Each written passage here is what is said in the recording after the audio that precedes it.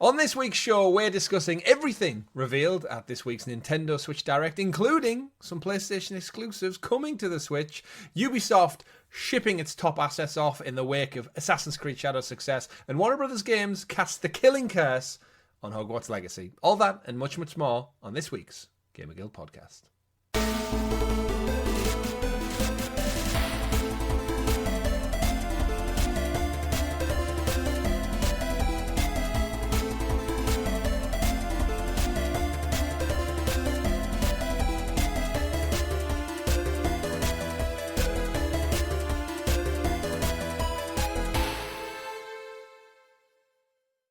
Good game, everyone, and welcome back to the GamerGuild Podcast, your weekly show where we get together to round up all of the week's video game news for your listening or viewing pleasure right here on youtube.com/GamerGuildTV and available up there in the digital clouds on your podcast platform of choice. Just search for the GamerGuild Podcast or GamerGuild TV and you will find us there. Every Monday, 8 a.m, we go live with this show, rounding up all the juicy news. Your podcast players for the week are myself at Arcane Road, Chris, and my man of many pixels once again, and as ever present, Mr. Richie. Hello, everyone. Hello, indeed. And we do have a great show lined up for everyone, Richie, because, as I said, we've had a Nintendo Switch, we've got Ubisoft news, we've got some PlayStation stuff, and a good juicy bit of gaming meat to tuck into this week. So I'm looking forward to it. But before we get into it all, don't forget to like the video, subscribe, and ring a ding that bell so you're kept in the loop with all the great content we do here on the channel, like this very show, like our weekly live streams, like our retro looks backs. Richie's currently playing Pokemon Blue, and two episodes are exclusive to our GamerGuild Heroes right now. You lucky so sons of bitches. 3 episodes in total. One's out for everyone. 2's out for GamerGuild Heroes.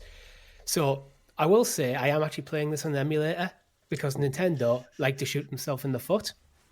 All feet. Nintendo, if you let me play Pokemon Blue on the Switch, I will buy it. Or put it on Switch Online, which I am a member of. But since you don't, I am playing on an emulator, and take a guess what controller I'm using when I'm playing. A Nintendo 64 one. No. Switch. Do you think it's this one? No. Oh, this is a quiz. This is a quiz. Oh, a Google Stadia controller to rub salt in the wound. Wow. Best PC controller I have. Wow, I did not expect that. What a twist. What a twist. So nice to see the cameo from the Midnight Blue Founders Edition controller making a cameo. Do you want to know why I've went for my Founders one?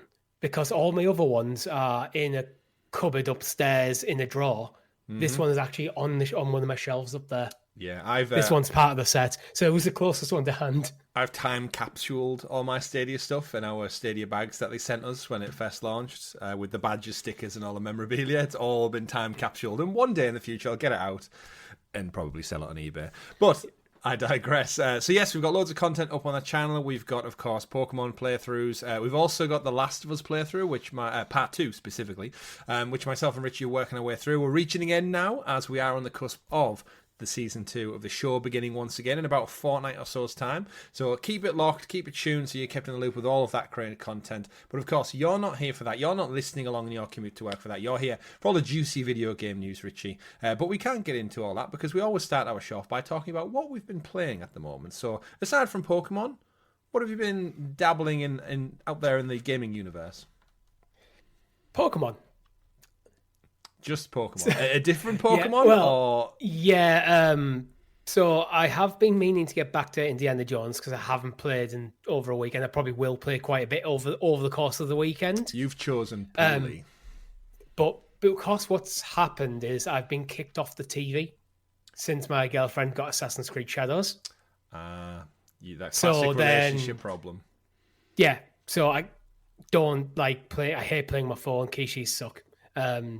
So Indiana Jones, I've just put a pin in it, and she's away all weekend, so I'm going to get some good proper gaming in while she's away. Mm-hmm. So I was like, I want to sit with her while she's playing, because I was actually interested in watching her play Assassin's Creed Shadows. Yeah. So what can I play? And recently, I'm actually going and giving away my Switch to my sister from my nephews. Okay. And because my girlfriend bought the Switch OLED, the Zelda one, I've recently moved all my stuff over to that. So I was like, I'm going to play some Pokemon. So I've started Pokemon Violet again. Ooh, that's is playing any better now? Now it's presumably been still after a year's worth of patches. Not really. There's a few scenes where I've shown my girlfriend, like, you're in the classroom, you're like right at the start where it's going through the like 8-hour long tutorial. Yeah. Like that was really painful to get through. It really was. Come on, Game Freak, speed up your intros for Pokemon games. But like, there's like one or two characters in that classroom who are obviously important characters because they're like animated about 30 frames per second. Mm-hmm. Everyone else is like 12. Like, yeah, it's in the overworld. It's not too bad. There's some slowdown, but to be honest, it does feel a bit janky. But I'm having fun. Maybe I know what I'm expecting, so maybe the Switch 2 will alleviate some of that pain. Because we do hopefully have a lot of that in today's show. Speaking of Indiana Jones, actually, while we're on the subject of it, did you see the trailer for the PS5 release of Indiana Jones this past week? I didn't. So it's well worth checking out. It is Troy Baker. It's like a live action advert. It's Troy Baker being interviewed by Nolan North.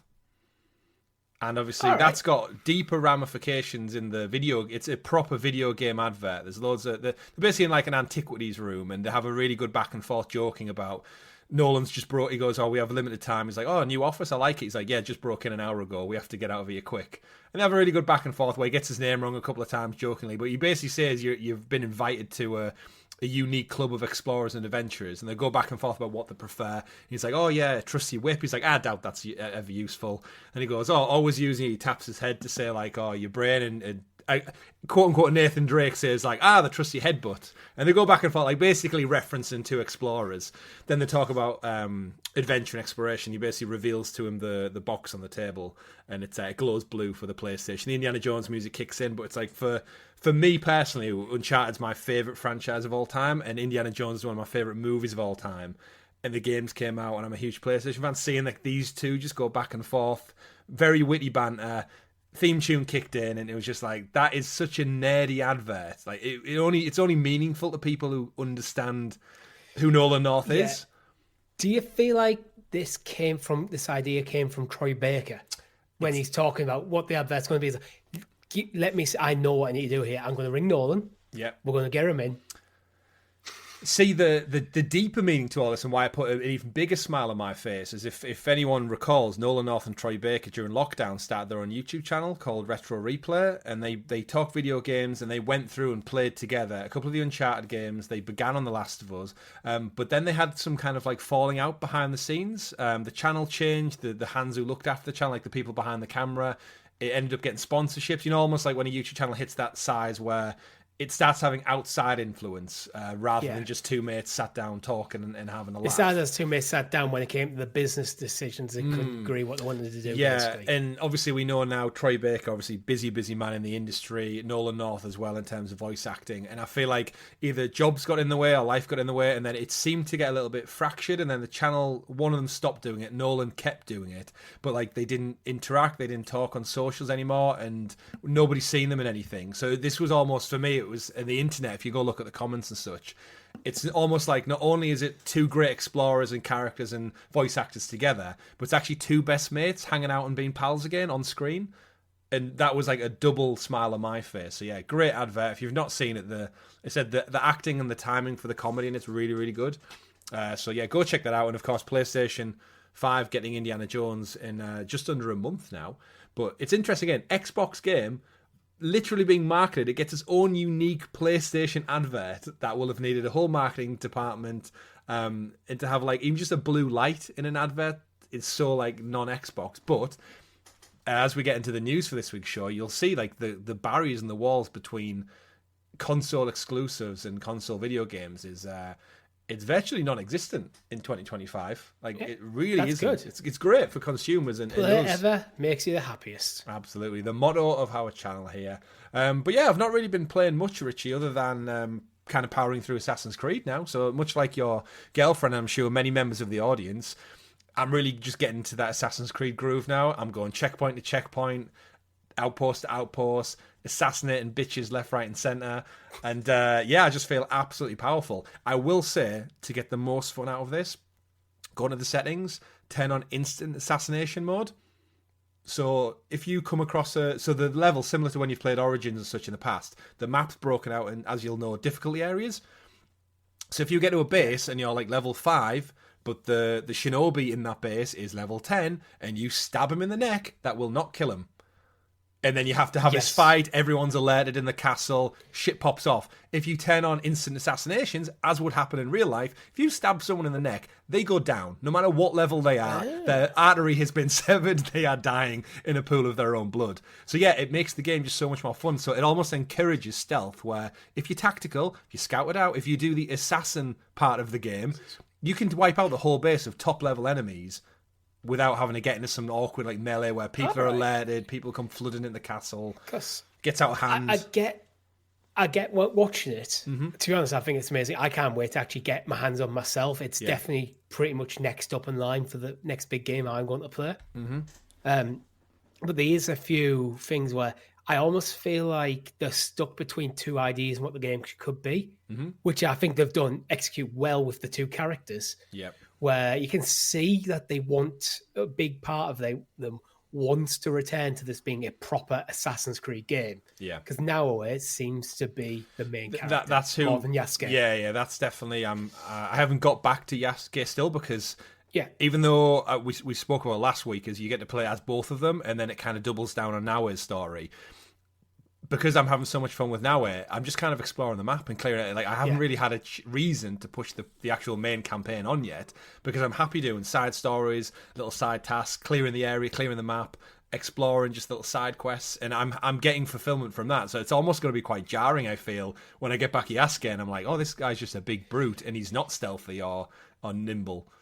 So I have seen Nat play as Yasuke a bit, and she says he's very good in certain situations. If you just kind of, she uses them occasionally, you know, how you find some random people like almost boss-like level characters wandering in the wilderness. Yeah, indeed. One-on-one fights like that, he is quite good. Mm-hmm. But because his stealth is kind of crap, he can't climb as well. He doesn't have his grapple to scale buildings. Yeah. And because there's a lot of overhanging walls, he struggles a lot and he's a bit slow and sluggish.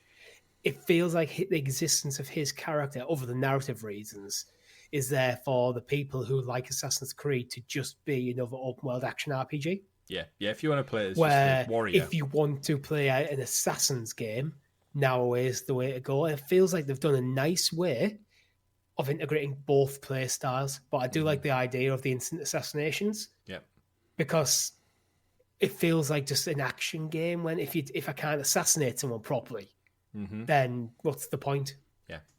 I'm going to remember that one. I'm going to mention it in that and tell her to turn it on. It's got, like, again, I just feel like I've really gotten in my stride now. When I get a castle, I do the proper Assassin's approach. Tag everyone, look at the entry points, look at the exits, map my way to take them out silently, crawl and crouch and hiding around.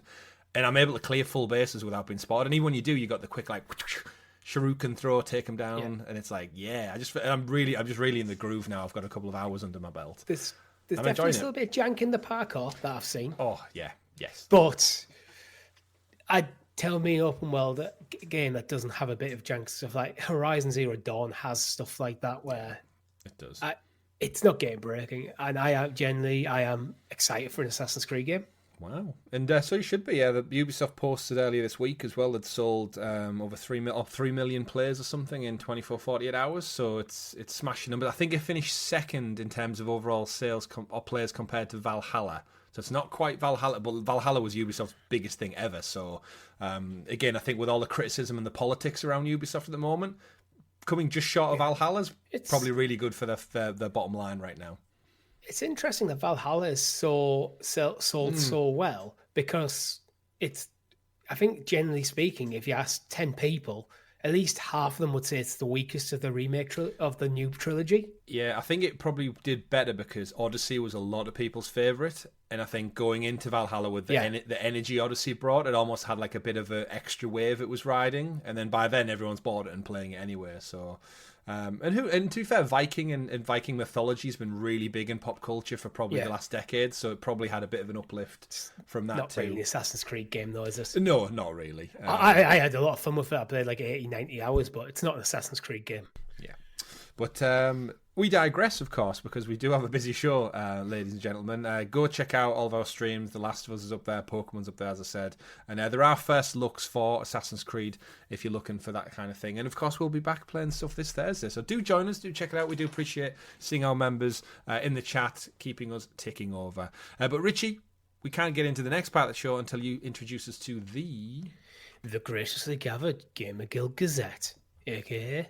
The News. The News. And as always, the news is brought to you by our wonderful guild heroes, the fantastic members who support the channel that extra little bit further, just like you can, by clicking join below on YouTube or heading over to the YouTube channel, youtube.com/@GamerGuildTV, and you can join us from as little as 99p, get extra special stickers and badges next to your name in said live chats, and of course, you get to make us happy. You get to make us smile because, let's face it, ladies and gentlemen, our tax bill is due. Yes, we pay tax for this YouTube channel and we get stung every year by the old government. So do help us out. If you're one of those dirty freeloaders out there, head over to YouTube, give us a like, give us a super chat. Do whatever you want to support a small crew making independent podcasts for over 5 years. We do appreciate it. And you will get 2 episodes of Pokemon Blue. Maybe Yes, more by the time this weekend's out. Yes, you will. And Clickercast episodes. They're still there in the wings waiting. But, Richie, we're here to talk about the penultimate Nintendo Direct that stealth dropped, in fact. We only got 24 hours notice for this thing before next week's Nintendo Direct. Or actually, we should say, at the time of this show going live, it's tomorrow. The Nintendo Switch 2's big ultimate reveal, that presumably based on leaks, pre-orders, price, presumably big first-party games are all going to be revealed. This time next week, we'll know it all. So next week's show is going to be an absolute banger as well, because we're going to have a ton of stuff to talk about. Yeah, we're probably not going to live react to it as well, just in case you're wondering, because Nintendo will almost certainly put it about 3 o'clock in the morning. Yeah. That's time zone stuff. Yeah. So. I'm also down in the capital, so I'm not available for live reactions anyway. But we'll get to it in the podcast. But what we did get as part of this stealth drop is basically a ton of game news, a couple of little snippets, some interesting Nintendo decisions, as we always see. And this, for me, was them basically clearing their slate ahead of next week. Like, just anything they've got maybe contractual obligations for, any things they need to talk about, anything that maybe makes next week's presentation a little bit too ballooned and fluffed out. I think get it all in here, get it out the way, take a deep breath, ready for next week. Because what you don't want is, like, if you're Dragon Quest 1 and 2, which is the first game we'll go to, is you don't want to get caught up in all of the main Switch news, because even on a Nintendo page, you're going to get bumped right down that news ladder so quickly. So I think it's quite a tactical direct, this one. Yeah. What I think it is, they've decided to do 2 directs. One, everything that is still coming to Switch, let's get that out there. Yeah. You may see, it's possible, you might see some double dipping for Switch 2. Oh, yes. But there again, we know Switch 2 is backwards compatible. So say, take Dragon Quest 1 plus 2 HD, 2D remake. Yes. That is playable on the Switch and the Switch 2. We already know that. You might not see any improvements. What I think you will see from the Switch 2 stuff is, let's say they do, hypothetically, a Breath of the Wild remaster for Switch 2. That's the sort of stuff you'll see. I can see that happening. Yeah.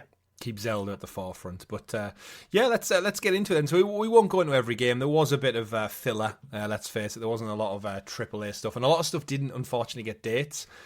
Most likely because we'll get them next week. But yeah, they kicked off the event with a Dragon Quest 1 and 2 HD 2D remake trailer, showcasing a compilation of 2 of the most classic NES RPGs, boasting the same stunning visuals that you've seen in the remake for Dragon Quest 3 that came out, I think it was last year, maybe the back end of last year or the year before. Yeah, last year. That's coming in 2025. Now, of course, this is from Square. We've seen them do this before with many other titles. It seems to be their bread and butter at the moment. What's your history with Dragon Quest, Richie? Because these are the titles that I look at and go, like, this is a Richie-ass game. So I've only played one Dragon Quest game. It actually was on Stadia. Wow, which one? Coincidentally, that was Dragon Quest 11S, Echoes of an Elusive Age. Oh, yeah. I forgot they were even the same franchise. Yeah, so because there was a bunch of, like, RPGs that came to Stadia. During the Stadia years, I managed to dip my toe into a few different franchises, which I was aware of and never played. So Dragon Quest was one of them, and I loved that game. You can play that game in full 3D or in 2D. I only played it in the 3D mode, and now Stadia's gone. I don't actually own the game. My girlfriend does, though, so I could actually go play it. I've got access to it, so don't worry. But the weird one for me was when they were doing the HD2D remakes, is that they started with free. So it's like, it's one of them moments. Like, you go, I know they're not necessary. Like, it's like Final Fantasy. It's not a continuation of the same story, but it's like, why are you going back to the well of the oldest games and not start at 1? So I never got round to playing Dragon Quest 3 HD 2D. It's on my wish list on PlayStation. I'm very much keeping an eye on it, and on Amazon.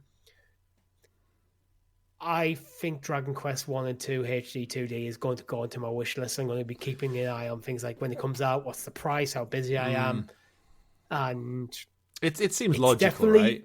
A game I want to play, and now I want to start with 1 before I go into 3. Yeah, and they look great as well. That 2D 3D visually, it's like very like Octopath Traveler. I think kicked that off, that style. Yeah, and then there's been Octopath 2. There's been Triangle Strategy, Dragon Quest 3. The Final Fantasy pixel remakes kind of have that vibe to them as well, right? Yeah. It's just this HD 2D thing. So it's where it's actually, I think, the 3D models that look like 2D sprites. Yeah. Look good though. Look very colourful, interesting story, and again, totally like you and me with the Resident Evil situation, everything like that. As soon as you package it 1, 2, and even 3, like the fact that the logo is like the same font, same layout, it's like there's something visually appealing to my persona where it's like, I just like the collection and the consistency throughout it. One of the musically as well, there's same music, like interpretations of same themes throughout the series. Yeah, can you remember? I know, like, a small aside, remember when everyone used to have the Simpsons DVDs, like the collections when we were teenagers, like season 1, season 2, when the first started packaging them, and there was like cardboard, like thick, double thick border boxes. They went like 1 through maybe 7, 8, and it was like just different colors. Every season was just a slightly different color, different box art on the front, and it had like 8 discs inside it. And then I think they got to season 12, maybe one of them, and they changed the packaging to a plastic Homer Simpson head. And it was like literally shaped like his head. So it was no longer a rectangle DVD box. It was plastic. It popped open. The lid wouldn't always close. The discs were laid out differently inside. Could you imagine your shelf layout? 1, 2, 3, 4, 5, 6, 7, 8, 9, 10, 11. And then a random Homer plastic head in white and yellow. And then they went back to 13, 14, 15, 16, 17 as the box ones. Like, it's infamously frustrating for collectors. It's if you're a collector and you've got your things on your shelf, what you want is that consistency. Yeah. Sometimes, like, you'll have like the PlayStation logo at the top of the spine. Sometimes it's different sizes. It's like, it's painful. And I don't even have my games on display. Oh, it is so painful. I'll get a visual for the folks at home, but just to show like how irritatingly annoying that Simpsons thing is. But yeah, in terms of the collections, it is just that, like, it's nice. It's nice to have everything together. Yeah. And I don't know if you can see it, but it's painful. See, the thing is, although this has actually first been announced in a Switch Direct, as Nintendo Direct, I think I want this on PlayStation. Get them trophies. Trophies, also Portal. Oh yes, true. Like, oh yes. Nice. I know I've said this can almost certainly be played on the Switch too, but I feel like I just would personally prefer this on the Portal. Yeah, well, a lot of stuff releasing across, like as we said at the top of the show, across platforms now.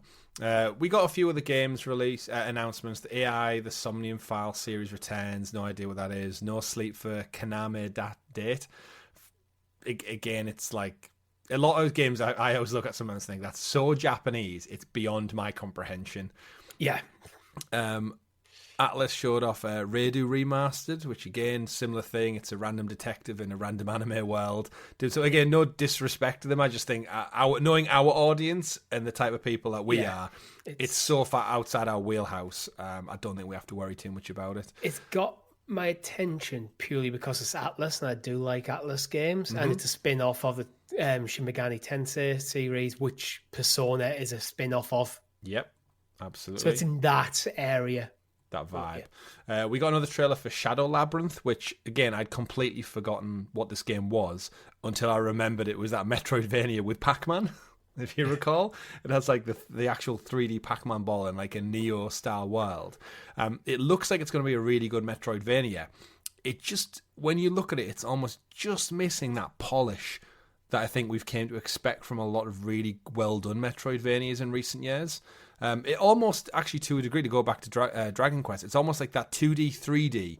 It's just missing that extra layer of depth that makes a game look almost like, the best way to describe it, I guess, is a AAA 2D game. The art style doesn't stand out. No, it's quite flat. All of it's quite flat. Yeah. Which I think back in a pixel era was fine, but I think, we've came to such a, like, again, Prince of Persia Lost Crown did it beautifully.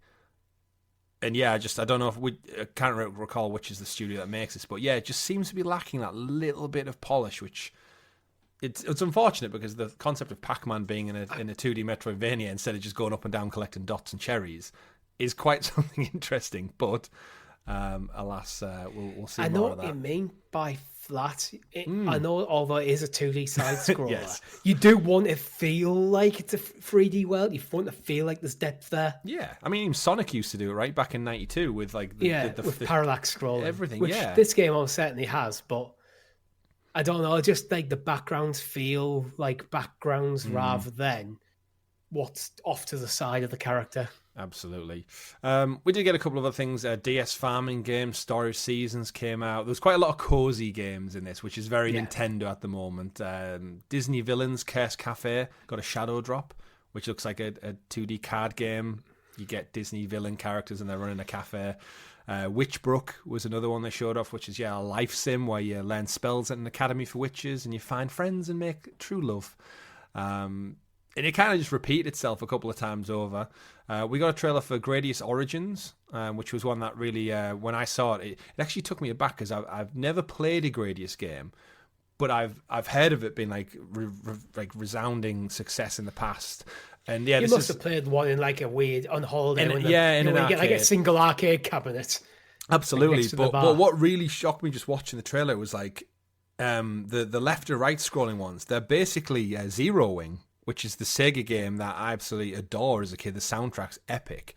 It actually used to be our outro music during live streams. Yeah. And everything I saw was like, even like the collectibles and the changing of your weapon types and the ammo. I was like, this is basically just zeroing. How have I not seen this before? And I even did some like research into, was zeroing like the prototype that then evolved into Gradius 1, 2 or vice versa? No connection. They've obviously got like similarities, but but then again, the art style back then was limited to 16-bit at the time. So, looks really good. It's maybe one that if it came in a deal or it was on PlayStation Plus, I'd definitely check it out and have a really good laugh with it. Ever played a Gradius game yourself? I don't know. I think I probably have played bits of one without even realizing what I'm playing. I've never consciously sat down to play. Did we get some stuff for Stadia? Wasn't like what was it? Was it Capcom? No, it was like an Atari remaster thing. Centipede, we got one. There was a couple that were very similar in style. It feels like that kind of category of game. It does. But we got a couple of other things announced. The one I really wanted to kind of hone in on though, Richie, and the one that made me pop straight away, was we got Patapon 1 and 2 Replay, which is coming out on the 11th of July. Now, the reason this one has extra significance, I don't know if you picked it up when you watched it on your own. Patapon 1 and 2, these are PlayStation games. Yes, these are PlayStation Portable exclusives. Yeah. Did Patapon ever make it to the Vita? No. So these are PSP exclusives that are getting a remaster, and they're coming to the Switch. And now, interesting enough, the trailer even has a watermark in the bottom corner saying licensed by Sony Interactive Entertainment. So again, very reluctant to put PlayStation on this branding. If you remember when we got Horizon Adventures just before Christmas, that too said Sony Interactive Entertainment, not PlayStation. So there's definitely something where they're not willing to brand themselves on rival platforms. So I feel it's like they don't want to use the PlayStation Studios branding, although they probably wouldn't use that for Patapon anyway because it is developed by Bandai Namco. But the originals were made by Studio Japan, who now essentially are the Astrobot team. Oh, okay. So like it was published by Sony originally. This version is published by Bandai Namco. But yeah, the original was made by Studio Japan, which then ended up folding into Asobi, who made Astrobot. So it's very much a first-party PlayStation game. It's just been published, the remaster anyway, because it is coming to PlayStation. We should point out it's not a Nintendo exclusive.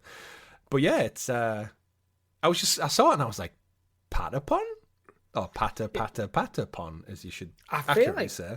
Is PlayStation starting to play nice with Nintendo more and more?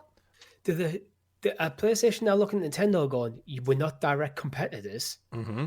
This is a way of getting the software, which, if this was a PlayStation exclusive, probably wouldn't do the numbers they would like. Mm-hmm.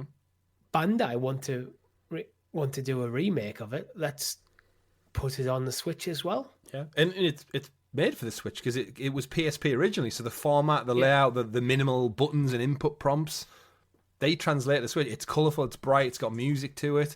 So that kind of young audience that they're going for, it's almost perfect. So, yeah. Well, the original Patapon, interestingly, the Metacritic, because it was on the PS4 as well as the PSP, 86 out of 100. I'm reading this from Wikipedia, so not sure when the dates were. On the PSP, PS4, 72. Exact same game. I think the handheld version of the game just works better. That's what it was originally designed for, right? Oh yeah, it got the remaster for PS4, didn't it? 2020, Wikipedia pulled them scores. Not bad. But so we're talking about a moment at a time though, so it's probably not shifting much. Absolutely. So a great get on that one. But yeah, it's breaking down the barriers a little bit. We had Lego Horizons, now we've got Patapon. Don't think we'll really see any Nintendo games go the other way, but again, I think this is that new world we live in where Sony and Microsoft are just looking over the fence and going, there's a big audience over there. If we can just swallow our pride a little bit, port something over, it's quite cheap to do, so it's almost pure profit getting it over there. I wonder if what Sony are doing is, when they've got an IP that the original studio is no longer interested in, so in this case Patapon, Japan Studios no longer interested in Patapon, they're focused on Astrobot. Well, the team is Asobi now anyway. But yeah. Same thing applies. Are they defaulting after a period of time back to SIE? Possibly. So it might just be a routine, a normal line in pretty much all the contracts where you have whatever studio's working on, you have exclusive rights to that franchise. But let's say if you haven't done anything in 10 years, it defaults back to SIE. Yeah, and that's fine. Like if you told us like all the games that we've touted time and time again on this show, I'd love to see back. I'm more than happy for PlayStation, Sony to license them out to some quality developers to breathe fresh air into the franchise, or rather than it sit dormant for decade after decade, do something with it. And I think putting these type of games on in other areas to test the water, if anything. I wouldn't be surprised if Patapon sold more copies on Switch than it would do on PlayStation, just because of the audience demographic.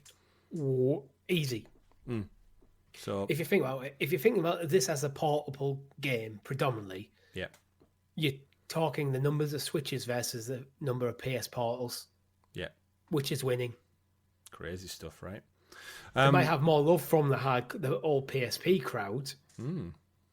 But I think the Switch will take over very quickly. Interesting. Yeah. A lot of PSPs out there in the wild, though, so that's for certain.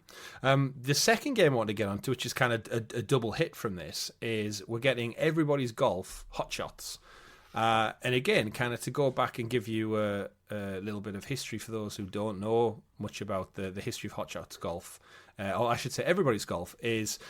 Rewind the clock, Richie, back to the 90s. A company were brought on board called Camelot Software to make this for the original PlayStation 1. It was called Everybody's Golf in the world, except for America, where it was called Hot Shots Golf in North America. So there's always been this bit of brand confusion a little bit where some people don't think they're different games, but it's basically Everybody's Golf to us in the EU and Hot Shot Golf to everyone in the US. This is kind of the amalgamation of those brands now because it's called Everybody's Golf Hot Shots. So it's like a really clever tactical way of just bringing them both together. It's like Resident Evil Biohazard. It's like that kind of like tactical move to just get it all back on the same page. But yeah, Everybody's Golf, as I said, Camelot Software, for those who maybe aren't familiar with those developers, they made the first one for PlayStation 1, and that was the only one they ever made, even though we've had about 12, 15 Hotshot Golfs in Everybody's Golf since then. Care to hazard a guess if you've not done any research into what Camelot Software went on to make after the first game? I've recognised this name in the studio. That's oh, you should. Mario Golf. And Mario Tennis. Mario Golf. This studio, I was going to go a different way. I was going to go completely different. This studio, since the PlayStation, have been making every Mario Golf game you love and every Mario Tennis game you love, right up to the 2 that came out on the Switch recently. And that's the weird delineage of like Nintendo history, PlayStation history. Back in the 90s, like made an exclusive for PS1. It was amazing. PlayStation owned the IP, and then they went, "Hey, can you make us a Mario version of that game?" And then they've just gone separate ways. It might have literally been a case of after it came out, Nintendo approached them, make a Mario version. Yep. And so there might have even been talk to make Camelot to make an Everybody's Golf 2. But if then they're under contract by Nintendo to make Mario, which is going to be the more lucrative? Mm-hmm. Very clearly, the Mario one wins. Yeah, it's nothing against Everybody's Golf, but yeah, and then, Mario in any fight, Mario usually wins. Yeah, and classic Nintendo style. The reason like you might have heard of the dev but probably haven't is because it's buried within like legal. You don't really. It's produced by Nintendo, not by Camelot Software. So it's like Camelot Software something publishing, maybe. I think it's got a proper like corporate name. And weirdly enough, they're based Camelot in Software Planning. Yeah, and weirdly, it sounds like a construction company. And then weirdly enough, they're based in Japan. They're not a British studio. Which when you hear Camelot, I just presume they would be UK based. But yeah, they're based in Japan.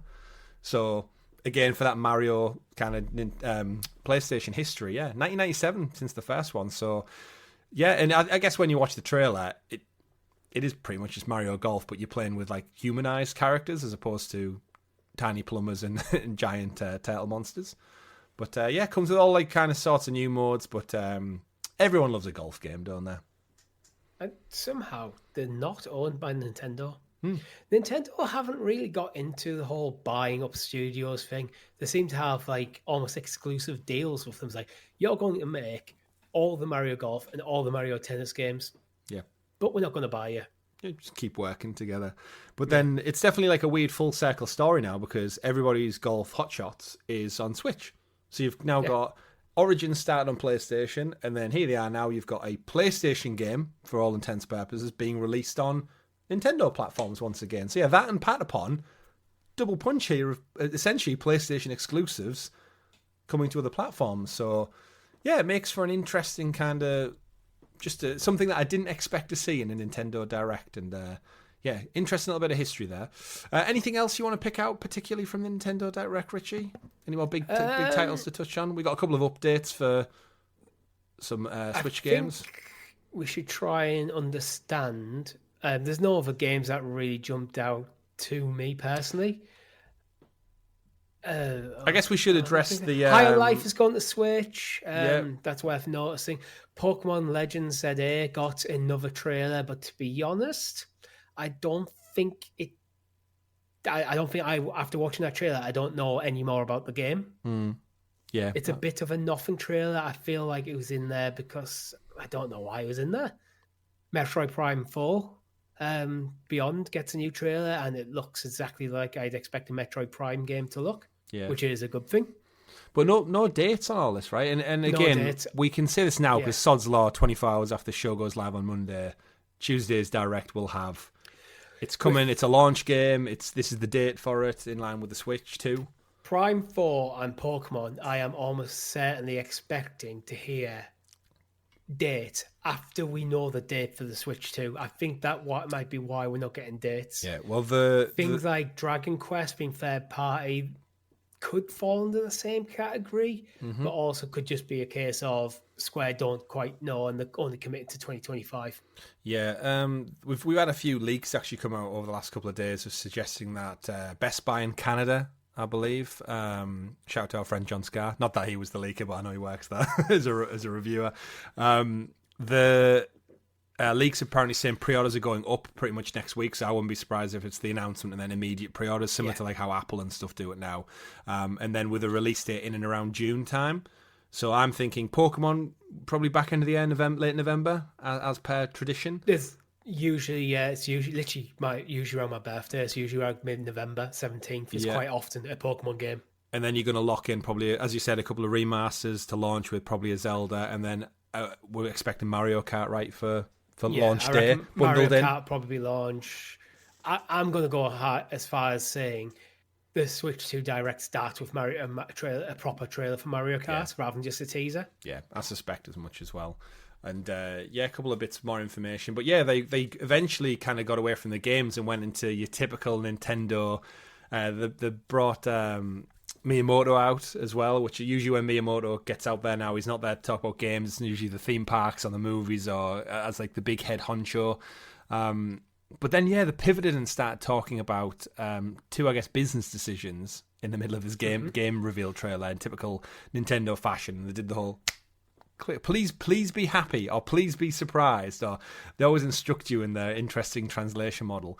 But they got into two things, and I guess we'll start with the digital game cards, right? Or virtual game cards, as they're referring to it. Now, I just got confused. The more I listened to this breakdown, I get what it's saying, but the bit in the video didn't really make much sense. Do you want to give some clarity to how you've interpreted it for our audience?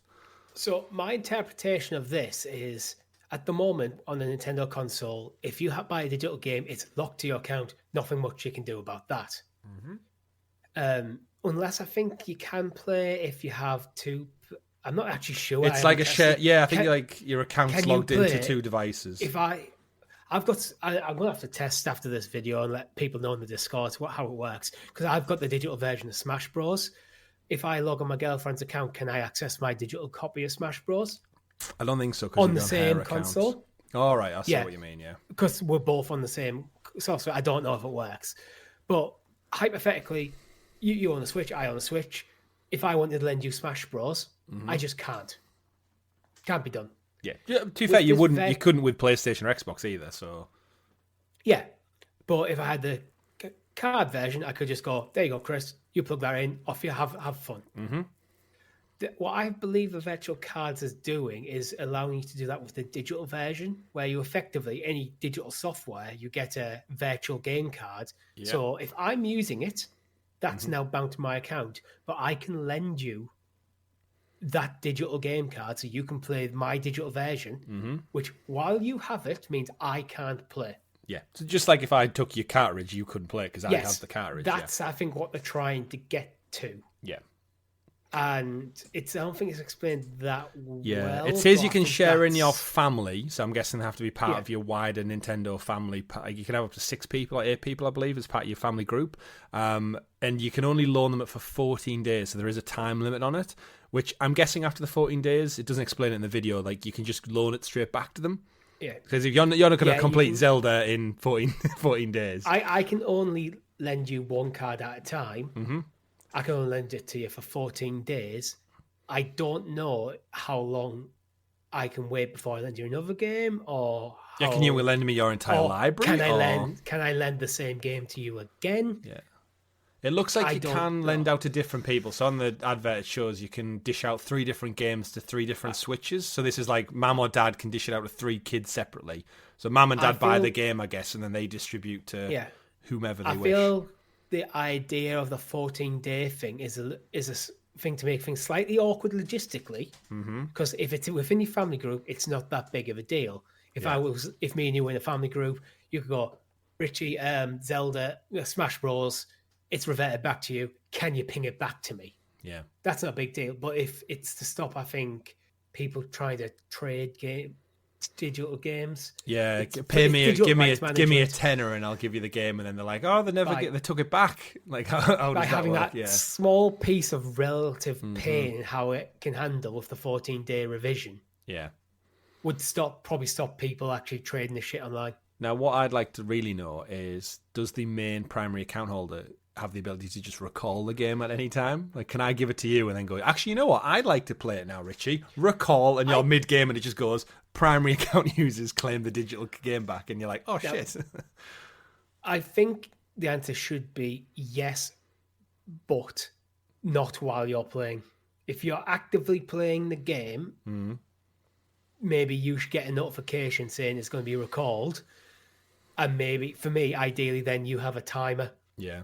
Interesting. So it's like, you get a notification, you're playing the game, you sat there playing Smash Bros, pops up, goes with a notification, Richie wants to recall the game, you now have an hour to stop playing. Yeah. Otherwise, gone. Yeah, it's like knocking on your mate's door, speaking to the mum, going, he won't give me my game back. Which, funny story about Rob, actually, on the channel. Me and Rob swapped Sega Mega Drive games way back in the day. To a point when it had been so long we forgot we even owned each other's games, because he'd obviously move on and stop playing them. And I think eventually it was like, oh, do you want your game back? And I went back and he couldn't find the game that I'd lent to him. So we didn't end up swapping them back. And I think years later he was like, yeah, I lost it. Like he admitted years ago, like totally just lost it, got buried in toys and whatever you had back then as a kid. I think I borrowed what was it, Star Wars Rogue Squadron off Rob. And for whatever reason, I don't think I ever give it back to him. I still have it. Thief. I still have it and have offered it back to him. Wow. And I think he just said no at that point. It was one of them. I just completely forgot. You know, when you as a kid, you completely forget you have it. And then you don't see it for like 10 years. Yeah. It happens. One of them. It happens in real life with real kids. But the virtual game card recollection would hopefully stop that. And then moving on, Nintendo then moved on to introducing another Nintendo app to us all, which was the Nintendo Today app, which it's not a game, it's very much an app that's going to be available. Actually, it's available now on Android and iOS, and Miyamoto showed up to reveal the app, which he's advised us that to stay up to date on all Nintendo news and keep track of future events, they switch to Direct next week. The app will deliver news on the highly anticipated console daily. So essentially, this is the Nintendo version of Twitter for all intents and purposes. It's a constant scrolling feed of Nintendo news. It's a Nintendo News app, that's all it is. Yeah. I have downloaded it. I haven't looked at it yet. Right. It's an interesting state of the world we live in where Nintendo need their own app, but I guess also with the volatility of things like Twitter right now and social media in general, Nintendo's such a family-centric, like, quaint company. Just having somewhere that's not totally cluttered with outside interference is probably, from their standpoint and the way they usually manage their business, it's something they can control, right? He's the switch, he's the message. Controlling the message. No it's memes. The messaging. Yeah, all the accurate information. You're not getting it coloured by some talking heads on a stupid podcast on a Monday morning. Yeah. You're just getting it direct from Nintendo via Nintendo Direct.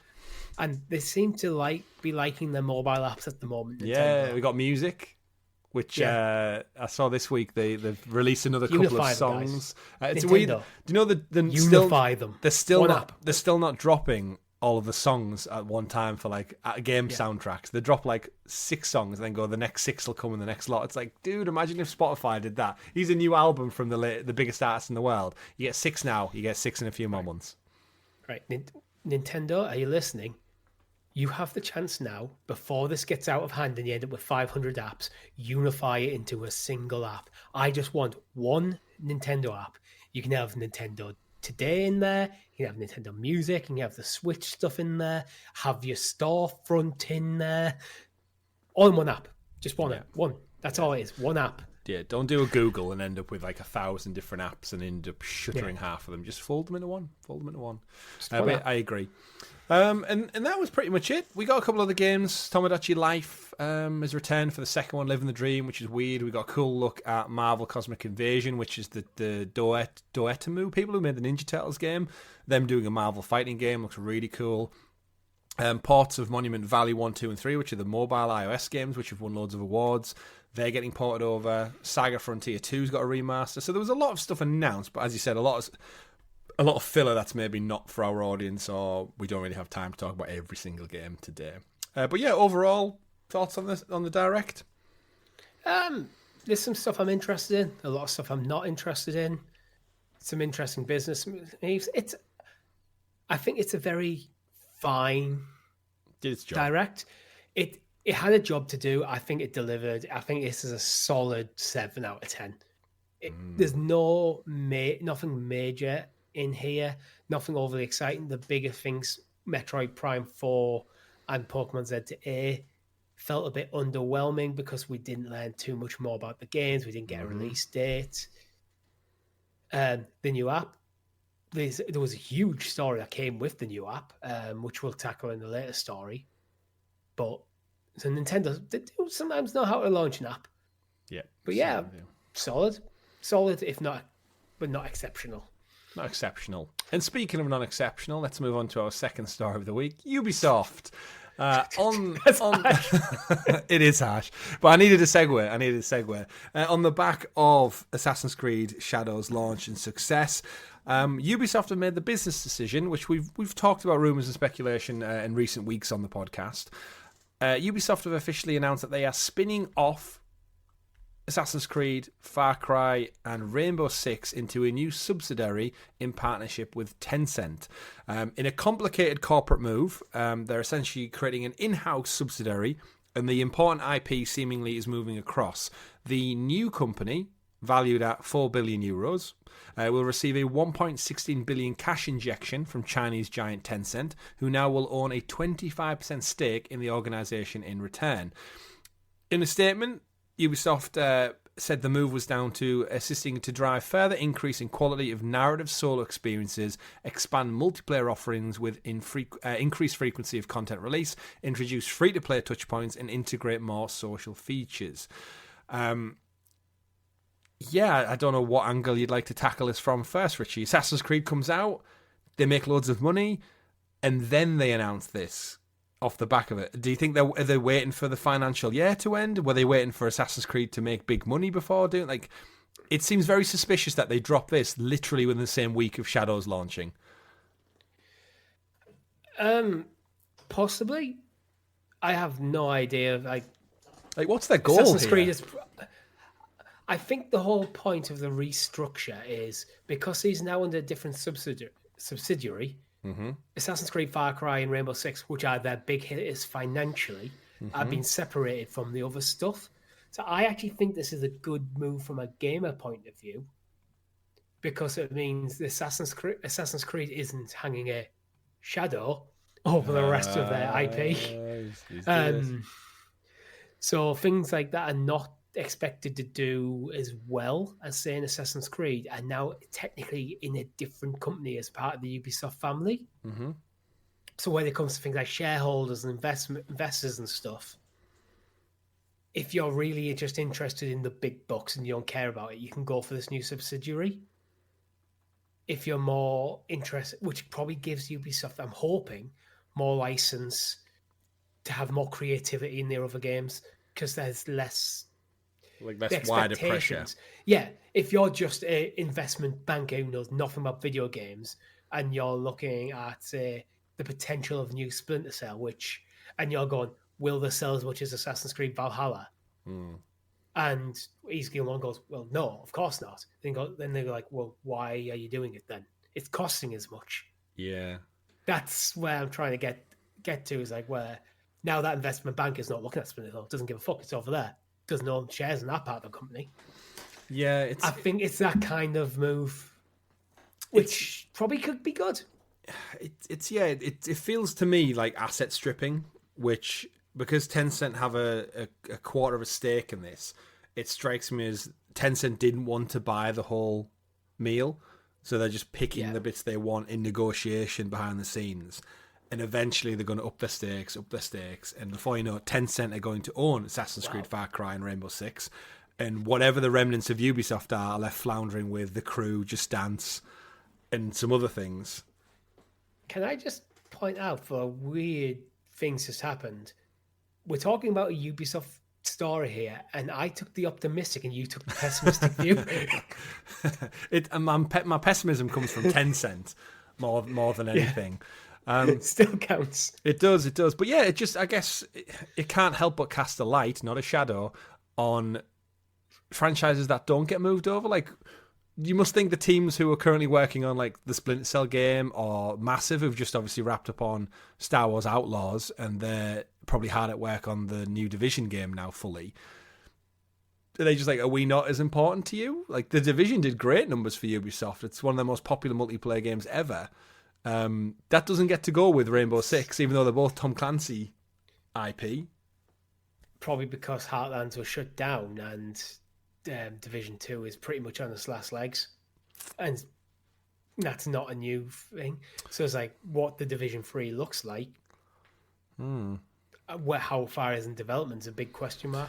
But would it impact that? They've said no jobs are at risk or anything in line with this. It said they're going to excel. It's going to help. Yves Guillemot says, today Ubisoft is opening a new chapter in its history. As we accelerate the company's transformation, this is a foundational step in changing Ubisoft's operating model that will enable us to be more agile and ambitious. We're focused on building strong game ecosystems designed to become evergreen, growing high-performing brands and creating new IPs powered by cutting-edge and emerging technologies. It's the emerging technologies always concerns me. AI. Because there's either NFTs or AI. Well, they've tried NFTs, remember? They've tried NFTs. Yeah, they'll keep trying. If they think they can get away with it, they'll try again. Yeah. I mean, do you feel like they needed to get this announcement in before the 1st of April? Possibly, yeah. I think there might have been, depending on when the financial year is, I think this is probably an announcement. They've sent out Assassin's Creed Shadows. It's doing well. Let's get this announcement. Yeah. It's almost like it's the politics move where you go, oh, something bad's happened. Look at the bad thing. While you get through a few bills that not people going to be happy about. Mm-hmm. It feels like a bit one of them moves. It's like everyone's having fun playing Assassin's Creed. It's doing well. So now we do potentially make the potential controversial move. Yeah. I mean, you've got to imagine their stock's higher than it's been in a long time after Shadows released.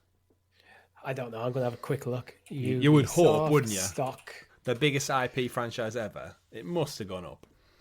And usually buyouts and stuff do increase shares because there's all of a sudden a sense of optimism and cash injection from new parties. Okay, so Ubisoft Entertainment stocks. Or is it split now? Do you need to look for two? They haven't even. They haven't even named. Noticeable. That seems. Yeah, today it's been climbing since mid-February, but it's kind of stabilized a bit. Since Wednesday, it's actually falling. There's no Shadows was last Thursday, so the 21st, 22nd, can't remember. At least at the moment. In the EU, Ubisoft Entertainment SA, there's nothing notable that Google's saying. Yeah. So there's no notable spike. Oh, well. But yeah, it's interesting that they've done this without like naming the subsidiary. Does it get its own name, or is it just like part of the company but under like a different internal code name? It might not have one yet. Yeah. It definitely seems like it's happened fast. But yeah, I guess the future of these franchises is technically secured. But we'll have to wait and see. Like, do we hear of like a Splinter Cell games now cancelled, or they sell off the assets, they strip the assets, the lesser known ones maybe to smaller companies? Does Embracer Group get back in the game and come and buy stuff, or does Tencent just gobble it all up over the coming years? But it seems, Ubisoft still a little bit at odds, even in the wake of Assassin's Creed's success.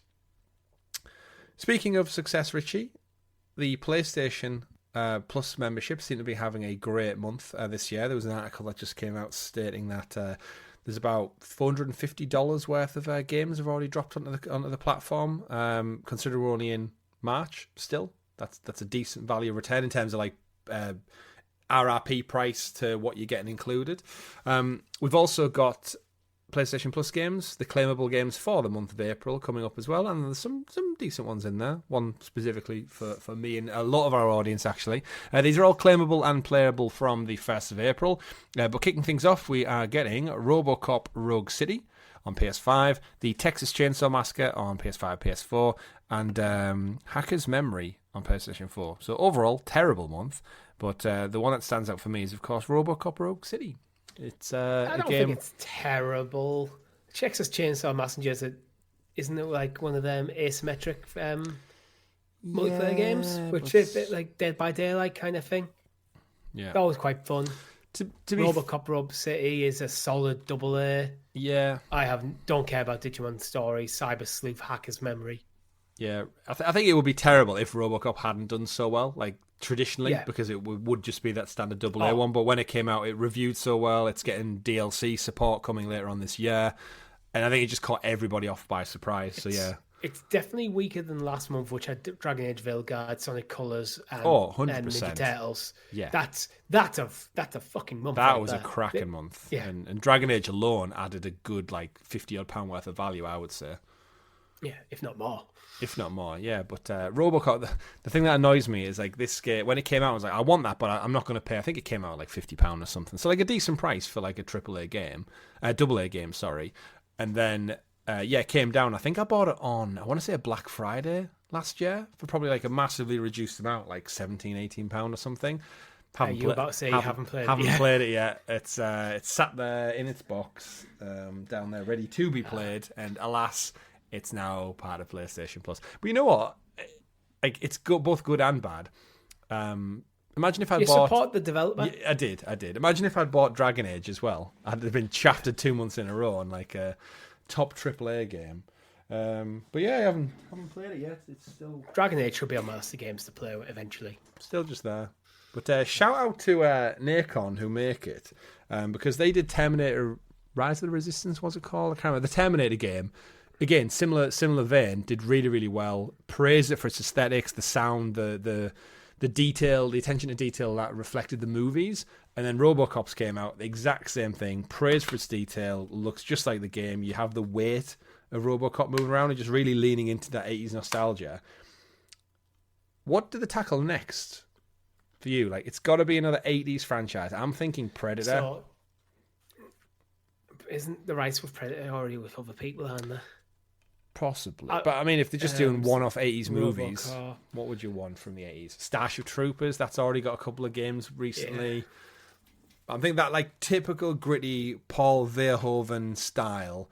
Total Recall, could they do something cool with Total Recall? Yeah. Arnold Schwarzenegger running around, goes to get your ass to Mars. My brain went to Blade Runner. That's a good shout. I'm surprised that's not been leaned on more in terms of like, we've got all the cyberpunk aesthetics hot right now. And we know a guy who can do a good Harrison Ford voice. We do. In Indiana Jones himself. This is where Troy Baker just becomes the new Harrison Ford voice actor. I think that's a shoo-in. If they do any kind of like Han Solo animated shows, maybe not live action, but if they do like a Clone Wars spin-off, with like a young Solo or an older one, he could just do justice. But yeah, so wanted to shout that out just because RoboCop's very popular on people's lists, and now you can go claim it for free.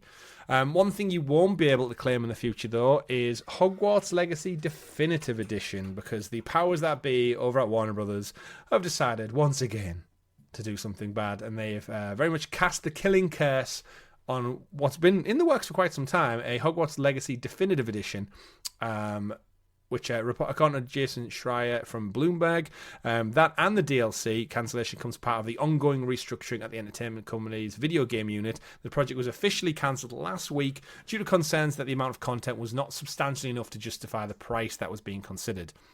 Here's an idea, just make it cheaper. If the price doesn't justify it, bring the price down rather than scrap the whole thing. Either way, Insider Gaming exclusively reported on the development of Hogwarts Legacy Definitive Edition back in October. The new version was scheduled to include up to 10 or 15 hours worth of additional content, including new stories, side quest activities, and outfits. In addition, it was going to come with the game plus the DLC and be sold separately or like as an upgrade pathway for people who already own the game. But now, no forward content is planned as they push forward with presumably Hogwarts Legacy 2 as a fully fledged sequel. Richie, over to you. Was this already too late? This game came out March 2022 when my daughter was born, and she's now 2. So are we almost at a point where it's like you've kind of missed the boat a little bit? Well, it came out in February 2023, but yes, that's what I meant to say. Yeah. Oh yeah, it's 2025. Yeah, 2. I think it is. I don't think it being a bit late is a problem. I do think it's the lack of purpose. What was the purpose of Definitive Edition? When they because it won awards, right? Yeah, but so what? Just too late. Like Game of the Year editions, like we never got one of them because they were working on the Switch port. Did they ever actually have any DLC for the game? Other than patches where they added like a couple of things in here and there. Cosmetic stuff. Yeah.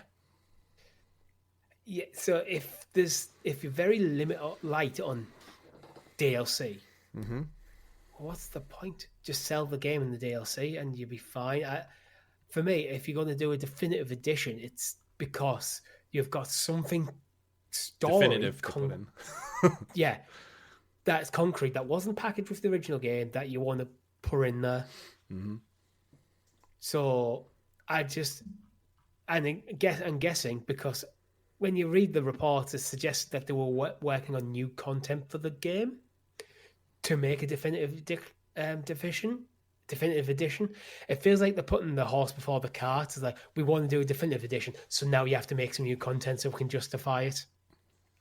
Rather than going, oh, we have this game, we have this awesome content, let's rebundle it into something that's easier to market and sell. Yeah, I agree. So I think they are better off just focusing on Hogwarts Legacy 2. Yeah. No one's going to miss this. Nope. Because you can just buy the game. It's awesome. Go play it. Yeah, really, really is. But it feels like I played that such a lifetime ago now. It's I'm just moved on. Like, I'll be totally thrilled when they announce the next one. I'll probably pick it up day one. But for now, I'm like, that game was so long ago for me. It's like, without anything massive, I was never going back to it. It's like Tales of Arise when that brought out the DLC like 2 years after the game came out. I was like, I'm not interested in this anymore. I've moved on. Give me the next Tales of Arise game, not DLC. Yeah, absolutely. But either way, we shall move on. 10 points to the first Berserker Kazan as reviews are coming in for this brand new RPG. Wanted to just get this one in here, Richie, just purely because it's not really in our wheelhouse, I don't think. It was revealed at the Game Awards. We've seen quite a lot of it. It looks really gorgeous. It's got that kind of like anime Final Fantasy, I would probably say. But yeah, reading some reviews. Do you want to pick us up with a few of the Metacritics? At the moment, it's like sitting at a 79 on both Xbox Series X and PlayStation. There's some higher scores in there, some pushing into the 90s. Mainly, I must admit, from outlets I'm not familiar with. I think it's still early. I actually think it's today it goes live, so I think the embargo has caught us a little bit off guard for recording. Yeah, IGN and Kotaku have not scored it yet. Mm-hmm. At the time of recording, Push Squares give it a 60. I feel it's in that low 80s, high 70s, low 80s kind of era where I'm expecting the game to fall. But it's a Souls-like game, and I'm just not interested in them. So I don't really have much to say about it, to be perfectly honest. Yeah, it's one of them where if it was just a regular action game, our audience know fine too well. But it's what I like to see, though. It's where you're getting like new IP, new developers kind of putting games out, and I know there's that Souls-like influence is almost like crippled the games industry to a degree where everyone's striving for these games, and they do traditionally sell well. But it almost makes you feel like you don't need to do much in terms of really story or anything. You just need to make, as long as the combat has a boss fight that's hard to grind and a little bit of an open world to explore. I think that might be giving them a bit disservice. I think they do tend to go quite interesting in the story, which I always think for me is a shame because it's the gameplay I don't like. Yeah. But things like Elden Ring looks like amazing. Lies of P. Very interesting world to explore, but I don't enjoy the gameplay. Yeah. So that's where they fall down for me. Yeah, if you like the type of game, IGN Italia gave it a 7.5, heavily inspired by Demon's Souls and Neo. the first Berserker Kazan may lack depth in its narrative and feels somewhat uninspired in terms of level design, but it still leaves a mark thanks to its great combat system and some fantastic boss fights. So yeah, ultimately sounds right. And as you allude to, Push Square said it's a good time. It's aesthetically different from the typical ARPG Souls-like we've seen and became used to. Its brilliant boss fights are engaging throughout and they entice you through the levels, but it does start to feel boring about the midway point. Its lackluster story and bloated, inconsistent mechanics hinder what could have been a better game if it was more refined. So, yeah, about 7 seems about the right in the middle of the road. It's a fine game in the genre. Yeah. Absolutely. But moving on to some cloud gaming news, we got an interesting sign of life this week from the guys and the team over at Amazon Luna, which we don't talk about as much on the channel because there's not many games to talk about. But yeah, they surprised us this week by announcing from the Luna blog, from our friend Chris Leggett over there, said Amazon Luna welcomes a growing library of EA's most popular games, including Star Wars Jedi Survivor, Star Wars Fallen Order, and Dead Space, available today. Additionally, Luna is now also available in Sweden, Portugal, Belgium, and Luxembourg. So it looks like Amazon have reached a multi-year agreement with the lead publisher Electronic Arts, bringing many of the fan-favourite games to the platform, especially starting off with the aforementioned titles to Star Wars and Dead Space, also coming available to Luna Plus subscribers, which, if you recall, is kind of their base-level subscription model that you get. They go on to say that our teams are focused on building experiences that entertain and engage with those communities. We're excited to partner up. Richie, more countries, more players. The clouds are still very much alive, and a big publisher on board. Yeah, EA is a good get. It's a shame they haven't got Amazon games in there yet. Still holding out for that one. But yeah, not EA. You can't go wrong with EA in terms of it's one of the biggest publishers in the world. So now they've got Ubisoft, they've got EA. Mm-hmm. They're making ground. They are, slowly but surely. And this is what we've said and what we always critique Stadia for was the games. I think and we always said, even in like the lackluster time where they didn't get everything day one, as long as they kept chipping away and building that library, we said eventually, with every game that you add, you start to become a better prospect for potential consumers because the library's bigger, there's more there, people can find it, and they've done great strides for this. If you recall, you can link your accounts to GOG now to play PC games, you can play Ubisoft games through the PC browser. They do get big games. Remember, Assassin's Creed Shadows just came to Luna, so you can play that title as well. And I think the controllers are discounted right now as an introductory price for the new countries that have been added, so you can pick a Luna controller up for about €45, give or take. And I think it's one of them. If you miss the initial boom, that might like sweep you into like the stratosphere. Yeah. Then you have to switch to playing the long game, which might mean that you just have to keep, which is where Google weren't willing to do, so they stopped throwing money at it. Amazon feels like as long as it's not costing them too much money, we'll keep it ticking over, and occasionally these multiple-year deals. Mm-hmm. Will get forged, and every time they do, it becomes a stronger prospect. Absolutely. And I'll read a direct quote from Mustafa Hakim, who's the general manager of Amazon Luna in the blog. He says, Luna is committed to making games easier, more fun, affordable, and accessible for everyone. We have an exciting year ahead of us, and we look forward to sharing more soon. Sounds good to me. Good stuff. It's more stuff than Phil Harrison ever said. Let's be frank. Let's be frank.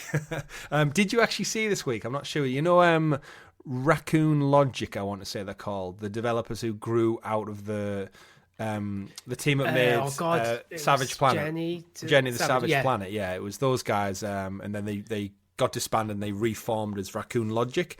Their new game, which they're making, which I'm not sure if it's a sequel or not to Jenny the Savage Planet, apparently the main boss in it is called Harrison. Read into that as you see fit. But to be fair, they were kind of fucked over because they were 100%. Bought and then just went, no, we're not doing that anymore. Yeah, they did get shafted. The only good thing Google did to them was they allowed them to take their IP with them when they disbanded. Yeah. What was the game that got announced on Stadia, then the next day Stadia announced it was closing? It was Hot Wheels. Hot Wheels. Hot Wheels one. It went to Pro, didn't it? We played it on stream like that day, and then it was like, oh well, that's it, done, finished. But that's not going to happen with the wonderful team over at Amazon Luna. So yeah, go check it out, and I hope our new friends in Sweden, Portugal, Belgium, and Luxembourg welcome. Bienvenue. Moving on, Richie, we've got some quick stories to wrap up with. Funnily enough, actually, a quick Stadia one we'll throw in there as we wind down the show. The Stadia logo popped up at a hotel in Dublin this week, very close to Google's Irish offices, where, of course, they stay and live and avoid tax every year. But yeah, basically in an elevator in the hotel, they had kind of, you know, when hotels host like events in the conference room, they put up like just A4 printed posters and signs and stuff like that. This one basically pointed out it was MyCom Stadia, some kind of conference going on. And a couple of people on Reddit were like, oh, is this like covert Stadia team? Is it, what's going on? Does it still live and thrive behind the scenes at Google? My interpretation, sorry if I can speak, of this is someone who was tasked to basically make a quick scheduling poster to stick up in the lifts and on the front, Googled stadiums or Stadia, and they've just copied and pasted it straight across, thinking it's like a MyCom event at the Stadia, because I think MyCom it was covering the Six Nations football, so it was to do with rugby. So they're current. I'm reading from their website. Oddly enough, their French website, because that's what came up.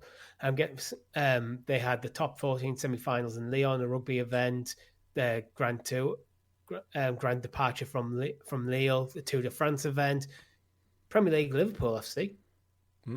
Yeah, there seem to be round stadiums and stadiums. Like, they're involved very much with France rugby. Mm-hmm. They've got their own logo. Yeah. It does still make me wonder to this day, like, surely they didn't just ditch all the tech. Like, you can't... I know they were going white label initially, which Amazon Luna have also announced that they're looking into doing, but you got to imagine there's got to be some people there who are keeping tabs on all that tech, like that millions and millions of dollars worth of investment in tech. There must be one or two employees who are still pondering around behind the scenes going like, are we using this for anything? Are we rechanneling the server blades to something different? I feel like the data farms that they were using for Google Stadia have been probably repurposed to other things by now, unfortunately. Absolutely. It's been a long, long time. Moving on, though, to some quick ones. We also got the announcement this week that Xbox are launching a Backbone-themed controller. Now, Richie, I know your Razer Kishi love shines through every time we record on this show. Any thoughts on we've got a PlayStation branded Backbone. I used to own one. I sold it because I got a Portal, so I had no reason for it anymore.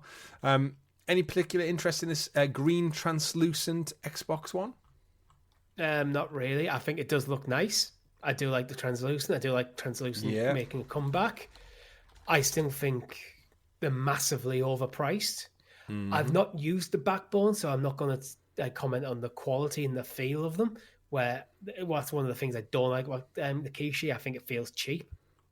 And so, but I do think for a controller, anything over 50 quid, that is, for something like this, I'm not well interested in.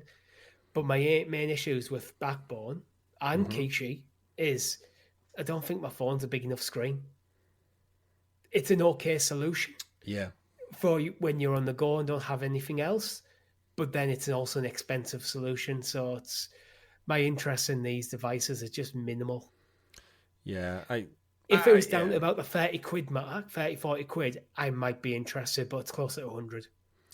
Yeah, it's one of them things where it is a cool piece of tech, but I think you're right. Beholden to what the actual output is, I think for us, especially as gamers who've got have the luxury of having all the hardware, the big screen and stuff. Yeah, I love the fact that it's got the Xbox button. I love the color palette they've gone with. I think the translucencies, it always shines when it comes to nerdy tech, that you can see all the innards ticking away. And yeah, it like you said, it's that use case thing where if all you have is a mobile phone and you maybe want to do a bit of gaming on the go, I can totally see. I have a Samsung S25 Ultra, and I think I remember my 23 Ultra in the past really, really struggled to clip into them just because of how much it's stretched out. It's very much catered for the slightly smaller phone, but then again by proxy, you've got a smaller screen, and it always puts the borders up, and it doesn't quite ratio correctly. I've got a Pixel 6a at the moment, which is about the same size as my old Pixel 4 XL, oddly enough. And I always found the experience was the screen was too small. Yeah, seeing text and stuff. and that I'm not using a tiny phone, so I just found that experience uncomfortable. And then they're charging quite a premium, I think. Yeah.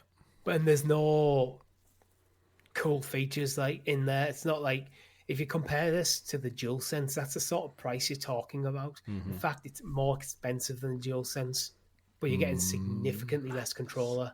Yeah. You could pay double and get a Portal. Yeah, and I think you're better off paying double and getting the Portal. Although if you're on playing only an Xbox, and you can't, because Microsoft haven't announced something like that. Maybe hold out until the handheld, just in case. Speaking of holding out, our next quick story of the week is CD Projekt Red have shared Witcher and Cyberpunk project updates, and they're also announced a partnership with mobile studio Scopely. And if you remember Scopely, they're the people who just sucked up Niantic's Pokemon Go and all the other little mobile games there for what, $3.6 billion did we quote last week or the week before? So yeah, Scopely digging deep into Western IP and projects. It seems reasonable to assume that the next mobile game that they're going to work in partnership with is going to be a Witcher or Cyberpunk game, but we won't know for sure for quite some time yet. They also give an update saying that they're ticking over in the games, they're doing some adjustments, they're focusing on the Witcher spin-off Project Sirius, which recall was rebooted a few years back, still is in pre-production, but they do say they've now merged developers together to basically make a more connected Project Red team to ensure better alignment and scope in the direction of all projects. Additionally, if you recall, CD Projekt Witcher 1 remake was also announced. I forgot about that actually, October 2022. As part of the studio's development roadmap. It's still in the concept phase, so you ain't getting that anytime soon. And the project is due to production process dependencies related to assets and technology. So it sounds like the remake is depending on maybe The Witcher 4. So whoever's the main team's working on The Witcher 4, when they finish like a asset, they just copy and paste it over to the one remake team and go, any use for this? Can you utilize this? Yes, you can. Great. Save it to that folder. It could also be like things like Game Engine and stuff. I feel like the Witcher team's focuses for the Witcher remake will be the big focus after that. Yeah. Well, they've jumped from the Red Engine, right? Witcher 4 is Unreal. So it's the first time they've got away from the proprietary tech. But they might be doing like work on both, but I think Witcher remake is probably deprioritized. Yeah. They've also got Cyberpunk sequel known as Project Orion. Apparently that's nearing the end of its concept phase and will be entering pre-production in the coming weeks. Additionally, the new studio's IP, which they also said they're working on aside from their main two pillars, known as Project Hadar, at present continues to progress over the last couple of years, becoming more detailed, but internal assumptions and ideas have been forging into the main pillars to guide us forward, and the team's focus on further developing this IP and the game story whilst prototyping some gameplay solutions.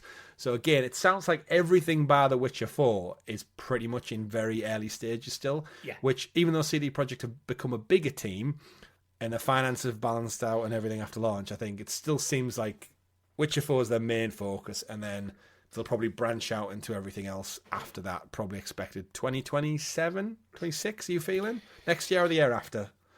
We have a trailer, but it was very CGI heavy. I feel like 2026 is ambitious. So I'd go 2027 for Witcher 4. But it feels like they're trying to increase the pipeline a bit. So maybe maybe say 2027 for Witcher 4, 28 for Cyberpunk, 29 for Witcher remake. Yeah. Oh, that's so far. They try maybe get on. Yeah, I know, trying to get a bit more of a cadence going. Yeah. Which is probably what they're trying to do with Cyberpunk, but it didn't go well at first. Yeah, absolutely. And then some final quick ones again, folks. We've got Prince of Persia Lost Crown coming to mobile next month. So if you enjoyed the game, if you picked it up on PlayStation Plus earlier this year, hey ho, you can enjoy it on mobile now as the 2.5D Metroidvania jumps across on the 14th of April. In a sweet side story as well, Microsoft and PlayStation's first-party studio team up for probably the most random live service crossover I've ever seen. Destiny 2 comes to Sea of Thieves. Sony and Microsoft are playing well together, and they've joined forces for Rare's Sea of Thieves as it's landed itself some Destiny 2 skins. Eyes Up Pirates, Face of Destiny, and Strike Back. Yeah, it's cosmetics only, so... But it's still quite random, right? Like you couldn't really get any further apart, could you, than a sci-fi shooter in the future or pirates? A cartoon pirates as well, but not even like similar art styles. I mean, I'm not adverse to it. I think it's cool. I wonder if this has come from with Sea of Thieves doing really well on PlayStation. Conversations happen. Oh, what PlayStation IP can we get? It's like it's only like they've probably might have talked about Uncharted, Last of Us. Oh, you can have Destiny 2. And Xbox like, but we kind of almost owned Bungie. Did they actually own Bungie in the past, Microsoft? No, they did Halo. They did Halo for them, didn't they? It was Epic and them. Yeah. No, sorry, Epic was Gears. No, sorry, it was Bungie. Yeah, they did. 2007, Microsoft Game Studios. Sorry, they didn't originally. They did buy them. Then Bungie went independent again and then got bought by PlayStation after declaring they wanted to stay independent. Now look at them, all working in tandem together. But again, it just goes back to that's the world we're in now, right? They're all getting along. They're all playing games. They're all making money together. Win-win, like pirates used to. And then our final story of the week is the Legend of Zelda movie has landed its release date, and it's quite far away still. It's been announced by Sony Pictures. Talking about playing well together, Sony Pictures, who are producing and publishing this movie, it's going to make its debut on March 26th, 2 years from today. So you got a 2-year wait.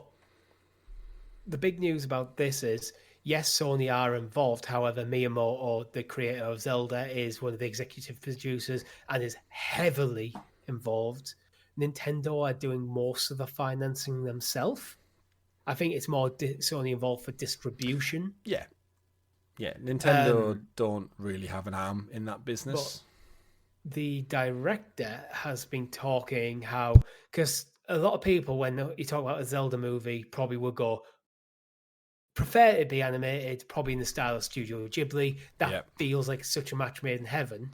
The director said it's going to be live action, but he's viewing it as a live action version of what a Studio Ghibli film could be. Mm-hmm. So he's taking this very traditional Japanese animated style and converting that to live action with a Zelda thing on. It could be absolutely atrocious. Mm-hmm. Or it could be amazing. I literally have no idea. Yeah, I'm on the lesser side of things again. I just think live action, it's like it has the risk of looking so pantomime-y, like the outfits in the world. But I'm very surprised we've got a release date. Not a release year. We're not talking. Oh, this is coming out in 2027. The 26th of March, 2027.